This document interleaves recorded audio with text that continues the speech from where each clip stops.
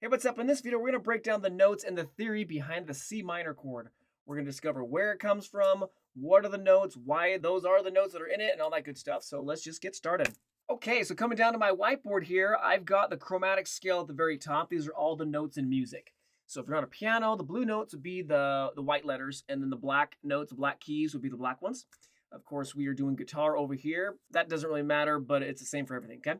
Now I have W equals whole step and H equals half step. So what's going to happen is, to understand the chord, we need to understand the scale. So what we're going to do is I'm going to put down the formula for the C minor scale. We don't need to get into why this is the formula. If you want to go study all sorts of music history, by all means, you can do that. We're not going to do that here, okay? Cool. Anyways, here we go. So it goes like this. Whole, half, whole, half, whole. Okay. Now, what we're going to do is we're going to start with a C note, C, and then how this works is everybody has to have a turn. Everybody gets a trophy, okay? So I'm going to work you through this and you'll see what I mean. So here we go. We have a C note and a whole step after a C note, boom, boom. It's worth 2 frets or 2 notes, okay? So the next would be D. Next, a half. So we cannot put, a half will put us right there. This is what I mean by everybody gets a turn. We cannot have D sharp because we already used the D note. We must use an E, and it's what kind of E? Well, we're going to change it so it's E flat. Okay? So there's reasons for how this language works. You'll discover as we go along more and more about this, but everybody gets a turn. Okay? Now, a whole step after E flat, boom, boom, puts us to an F.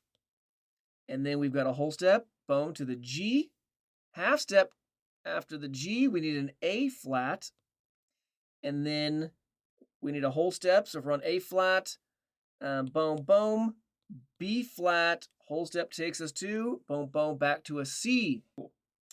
Now, what's going to happen is we take, I'm going to number these guys now. 1, 2, 3, 4, 5, 6, 7. Pretty simple. When we number the notes of a scale, we call them scale degrees. All right, this is easy.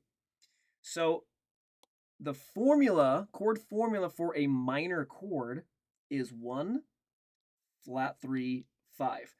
All right, wait a second. All right, so I left this out. But a major scale and a minor scale, there's a little bit of difference. Major scales, you just number them 1, 2, 3, 4, 5, 6, 7. But minor scales, all of them have a flat 3, flat 6, flat 7. Okay. I have a video where I break down the difference between majors and minor scales, like the parallel major, parallel minor. So you can maybe check that out to understand why you do this. And no, this flat does not correlate to that flat. That's just a coincidence here. Okay. Cool. So then you take those, the 1, which is going to be our C note, E flat, and a G. Those are the notes of the C minor chord. It doesn't matter how you play it. So if you watch my video on 7 ways to play the C minor chord, there's a whole bunch of ways to play. There's actually way more than that. Okay. So if the notes are in different orders, such as if it was like G, E flat, C. Okay. Whoop. Perfect. That's whatever. That would be considered C minor / G because the G note would be the lowest sounding one. It also doesn't matter if there's multiple. There could be multiple of each, but we need one of each. All right.